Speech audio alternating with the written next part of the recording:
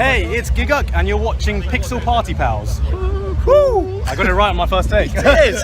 Right, hey guys, how are we doing? Back another video from Giguk. Today, we're checking out fantasy anime is entering a new era. And in all fairness, right, fantasy anime has made like a big comeback. But I think isekai has helped that, because a lot of isekai anime have the fantasy setting. And because so many people are now familiar with the fantasy setting because of isekai, people are now skipping the whole transported to that world and just having it set there. And people are more accustomed to the surroundings than that. But let's see what Giguk has to say. For an anime, this first season was so sick. Well, it was good. Get that stuff out of here! No! Me and the boys are watching some real fantasy. This year, it feels like we've seen a full-on resurgence of fantasy anime. Not soy boys getting transported to another world. No more I got reincarnated as toilet paper. Now I wander the world, letting elf girls wipe me. Oh, it's depressing. Oh, that's gross. Just pure, hard fantasy, taking the genre back to its roots with two shows leading that charge. Frieren and Dungeon Meshi, two fantastic fantasy series that shine in completely different ways and have left their mark on the anime community this year. But if you're a fully functioning adult and learned how to count properly in kindergarten, you may notice that this is only two shows taking... Yeah, so what's he claiming is the third one? Oh no. It's Giguk. It's going to be the elf girl eating food, isn't it? In the spotlight. And as we all know, that is illegal in the anime community. I mean, what are we going to call this? The Big Two? Yeah, no thanks. I think So weird as well that Totally Mark's recently done a video covering the Big Three. I'd rather take 2 steps off the Empire State Building. Thank you. Okay, wait, that's taking a bit too far. Because as we all know, everything in the world has to come in threes. Shonen manga, film trilogies, degenerates. But what if I told you there is a fantasy manga that can stand up to these 2 shows? A fantasy that excels in something totally different from the hard-hitting story of Frieren or the insane world building of Dungeon Meshi. A series that already has an anime confirmed for 2025. Oh, right, so it's not out. Okay. Which means, yes, ladies and gentlemen, we are on the cusp of a fantasy Big 3. That's right, gamers. I'm here to talk about the next big fantasy anime. Demon Slayer. I mean, Witch Hat Atelier. Atelier. Oh, do you know what? A lot of people talk about this on Twitter. Atelier. I honestly think this is going to be the next big fantasy show to take over the anime community. When you were a kid, I'm sure you thought to yourself, I can be whatever I want to be. Do anything I want to do when I'm a grown-up. Yep, definitely. I was gonna be famous. Look at me now. Unfortunately, if you want to do magic, in the world of Witch Hat Atelier, that's a privilege only given to witches, and only a few people in the world can ever become witches. Coco wants to be a witch, because as we all know, witches get bitches. I don't think that's Coco's primary motivation. The closest she's ever gotten to But we magic know was a that. book she bought from this mysterious witch on the street corner when she was a kid. And just look, remember kids, don't be like Coco. Don't talk to strangers. Do you know what? You already know this is gonna do well because Giguk made a video on it. That just is the rule now. Everything he covers gets an anime adaptation or just is already getting one, but does amazing. Say no to drugs, and for God's sakes, don't go accepting magic book from shady looking people in the back alley. No, it just does look shady as in. Oh, now you can see that. I didn't see the close up. You can see the lip and the nose there underneath that. That's cool. But yeah, like he said, he's already said the anime's coming out, so yeah. Okay, especially if that book smells like pee-pee. One day though, her village gets a visit from a real witch, Kifrey, who finds himself in a circumstance of having to cast a spell to help out. But before he does, he goes to Coco and tells her, okay Coco, I have a very important task for you. Whatever you do, make sure nobody, I repeat, nobody sees me cast this magic. This is very important. Oh. Do you understand? Coco immediately watches Kifrey casting his magic, and what she sees is him drawing some shapes. Shapes that look eerily similar to some of the patterns in the magic book she That has. she's got. She thinks. I wonder what would happen if I tried drawing some of these patterns myself. She destroys her house, commits a Class A felony, and turns her mother into stone. Oh, Jesus, what the that escalated quickly.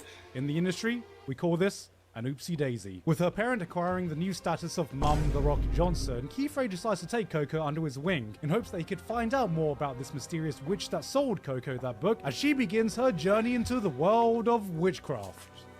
and wizardry. Witch Hat Atelier presents itself initially as your typical coming-of-age story in a fantasy world of magic. So you may be wondering, what does this series do to allow it to stand up to the fantasy juggernauts of Freeren and Dungeon Meshi? Freeren gave us a beautiful, introspective tale about the passage of time and appreciating the important things in life while you can that hits harder than most anime ever could. While Dungeon Meshi's world building is some of the most intricate and well thought out I've ever seen. I do need to watch Dungeon Meshi, to be fair. Oh, is it on Disney Plus? Because I've recently got Disney Plus. I have Disney Plus now. Catching up on all the Marvel stuff. Loki Season 1, really good. And WandaVision, I've got 3 episodes left, but I'm really enjoying that as well. Crafting a living, breathing ecosystem that doesn't just feel alive, but you get a sense that it's also fully functional, like you're stepping into a life-size fantasy terrarium. So what does Witch Hat bring to the table? Great art? Got that. Interesting characters? Got that. But the real thing that sets it apart is that, in short, it has one of the most interesting magic systems I've ever seen in anime or manga. A hard magic system that not only lays the groundwork for creativity and imagination, but is also engraved in a core part of the world building to present us with the interesting moral conflicts contained within this story. But most importantly, it's just pretty damn cool. Right, so I'm going to spend the next few minutes nerding out about magic systems, but to do so, I'll have to explain to you how the basics of the system works. So get out your notepads, everyone, because we're going back to school. Hello, class, and welcome to Magic 101, where I'll be teaching you the basics of how magic works in Witch Hat Atelier. Any questions? No, Timmy, you may not go to the bathroom. I don't care if you're desperate, just shit yourself like every other self-respecting kid. In the world of Atelier, magic is cast by drawing It doesn't do this very often. look like this, and these have to be drawn with special conjuring ink, and that's it. No special enchanting, no custom-made Gamer 3000 RGB magic wands. All you need is some special ink and the basic ability to draw, which means essentially anyone can do magic, except for me. If you've seen my ability to draw. Yes, even you can do magic, Timmy, if you stop sniffing the conjuring. Kids, do not sniff the conjuring ink, please. A basic seal is made of 3 simple parts. The sigil, which typically goes in the center and denotes what kind of magic you're going to be manipulating. You want a fire spell? Draw this. Thinking of casting water magic? Start with this. You got earth, wind, shadow, wood, sword, thunder, power, sleep, card, captures of the cloud, expect the unexpected now. Next up, we have keystones that go I feel around ashamed the to know. sigil. These are different signs that denote exactly how the element in your sigil will act. And we've got a boatload of different signs that will determine exactly what form your spell is going to take and exactly how it's going to be controlled. Which is why it's very important that you draw exactly how you want your spell to act. One sign a bit longer than the other? Congratulations, you just bukaked your neighbor next door with some water magic. No. Need a big gust of wind to send you flying? How about you try drawing a wind sigil with a massive arrow pointing up and you'll be gliding like Genshin Impact. Fuck, of course that's the first thing that came to mind. By combining your different signs, you should be able to craft a spell to do exactly what you want it to do. Oh, Timmy, you understand 5 that? simple ways to uninstall Genshin. Seal? Oh, let me have a look. Oh my god.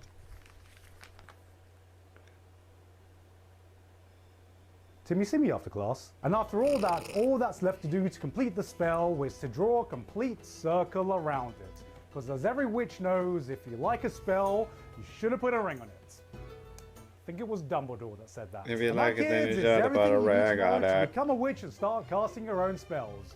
Do we have any questions? And Little Timmy's Timmy? just shit himself. No. That's the core basics of the magic system in Witch Hat Atelier. I thought it was such a genius system because the core building blocks are simple enough that anyone can understand, but by iterating on these basic concepts, it can get increasingly complex that makes you just think about magic in a totally different way. When you have a grasp of the basics, then you can start doing stuff like linking spells for more powerful effects, nested glyphs where you can enclose multiple spells into a bigger spell to get more complex effects, spell toggling where, for example, you draw 2 halves of a spell on a shoe, then bring them together to complete the ring so you can quickly toggle the spell's effects on and off. Oh, that's so sick! Specific surfaces. From the approaches they take to the tools they use, everything has been carefully thought out, like these tools have been crafted to logically solve a problem if this magic system were to exist. And I have no better way to encompass all this other than saying it's just so fucking cool. This might be a bit of a curveball, but in a sense the magic system here was actually a bit reminiscent to me to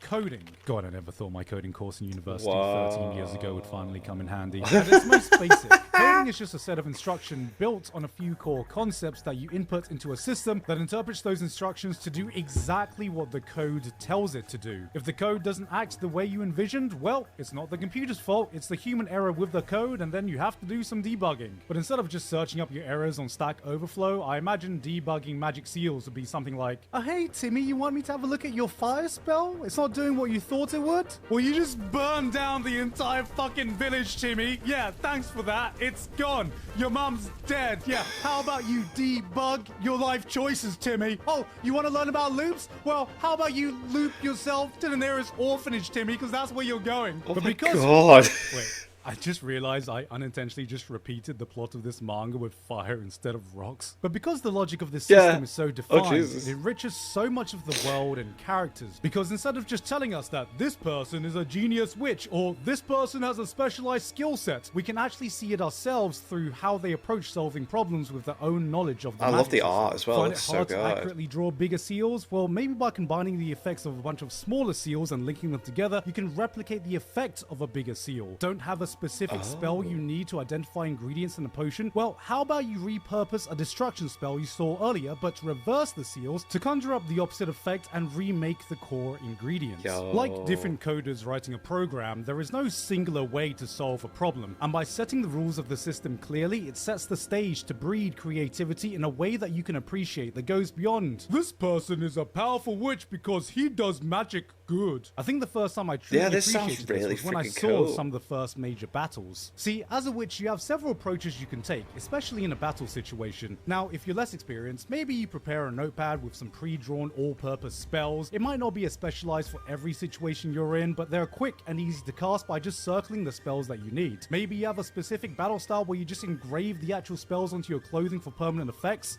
If you're a little bitch baby. Now, if you want to see where the true experience and skill gap comes in, this guy bloody walks in and is accurately able to cast spells quickly on the fly without any pre-made books, assess the situation, then while blocking attacks, draws a counter spell with his fucking feet, flies towards the enemy, then based on the shape of his opponent's seal and the environment, is able to correctly deduce the exact way the opponent's spells work and initiates a counter spell based on its weaknesses. And it was at this point I've realized I have not been this engrossed with a fictional power system so intricately crafted since I first encountered Nen. Yeah, I was gonna say, like, I was thinking Nen is like the most complex like power system going, but then this is definitely competing with it.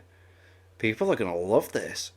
And I do not say those words lightly. But beyond just being a really cool way to show what characters are capable of, it's also from the system that all the major conflicts of this story arises, and we get the interesting moral dilemmas the series presents us with. I think the most interesting concept is the idea that absolutely anyone can theoretically cast magic. Given everything I've just laid out, I'm sure even you can conjure up a spell or two, and there was a point in the world's history where that was the case. However, give everyone unrestricted access to a tool that can help but also cause great harm to the people around them, and I'm sure everyone's only going to use it for the betterment of humanity like real life, right guys? The world was constantly embroiled in war. Spells that did unspeakable things were conceived. Dark rituals, tragic accidents, human experimentation, and other crimes became a normal part of the world. So one day, the leading governing bodies made a pact to change the world forever. Firstly, the entire population would have their knowledge about magic wiped from their memory, with only a few people, aka witches, being given the knowledge of how to cast magic, passing that knowledge down to only a few select individuals. Secondly, certain spells would be outlawed forever as forbidden magic with no exceptions. Spells that greatly alter the environment and spells that are drawn or directly affects the human body, except for memory wipe spells. This is the black and white justice system that governs the world. You have the normal law-abiding witches that so there is this as well. That's awesome. And the shady brimcaps who practice the forbidden magic. Ooh, I don't know why I'm doing this. But as you continue the story, you start to realize, wait, who's got more of a point here? Why are the good witches trying to wipe the memories of innocent kids just trying to help out? Is it fair to keep doctors from practicing what is technically forbidden magic on humans when all they really want to do is to heal people and save more lives? Is it morally okay to keep the knowledge of magic to only a privileged few when it's a tool that can empower the lives of so many people? Because yeah, magic can be dangerous, but hey, maybe the only thing that can stop a bad witch with a wand is a good witch with a wand. Hell yeah, brother! Seeing our characters trying to find their place in this morally grey justice system is one of the big driving forces of what makes the world and characters so interesting. The magic of which had Atelier at Atelier is just waiting for its anime adaptation to bring it to a whole new audience. I know I haven't talked much about the characters or overall plot progression or the amazing art and paneling or just how fantastic the world building is, but I think this is what's going to make it stand out so much, even with the influx of so many amazing fantasy anime we have to choose from right now. It's a series that takes something as ethereal as magic and gives it a sense of tangibility, and yet somehow doesn't take away that sense of wonder and awe. In fact, by allowing me to appreciate the mechanics, it makes the magic of the world even more magical. So yeah, if you need another fantasy world to dive into, go check out Witch Hat Atelier. Witch Hat Atelier? I say Atelier. Atelier. Oh my god. Atelier. It's a French word. Hey guys, hope you enjoyed that video. Thank you very much this month to Author Curtis Eckstein, Basil, Dysfunctional Degenerate, Flabberwocky, Jonah Thick, Mike 808, Mikasa 12315, Payne Patchett, Pony Stark, Shouting Zombie, Walter Geist VT, and everyone else on my Patreon for helping to support me for this month and making this video possible. Guys, it feels good to finally get outside of the isekai trash bin and finally eat some good food. I honestly think we are going through a golden age of fantasy anime now, even with isekai. We got Dungeon Meshi, Frieren, Mushoku Tensei, Konosuba, ReZero this year, and next year we're getting Witch Hat Atelier as well. Man, it feels good to be a fantasy fan because we are eating. Danmachi's coming back though. Why ain't I mentioned Danmachi? Good nowadays. So yeah, if you want to get that's not even an isekai. Like, I liked Witch Hat Atelier before I got an anime. Check it out. Anyway, though, that's it from me for today. I've been Giguk, and I'll see you all next time. Brilliant. So something else to look forward to next year. Cool. Could potentially get the first volume of the manga and check it out, but then I don't know. Might just wait for the anime. Because everything he talks about always ends up being really good. So, yeah. Thank you to my patrons. If you want to have your name at the end of every video and want to be able to watch Patreon-only reactions, such as the original Dragon Ball series, links in the description to the Patreon page. $1 a month as well as helpful chance. Greatly appreciate it. Thank you for that. Thank you all for watching. What do you guys think of that? What do you guys think of this? Click like, subscribe if you haven't really. Comment below. Let me know that I should watch some future videos. I'll see you guys, all you guys, next time.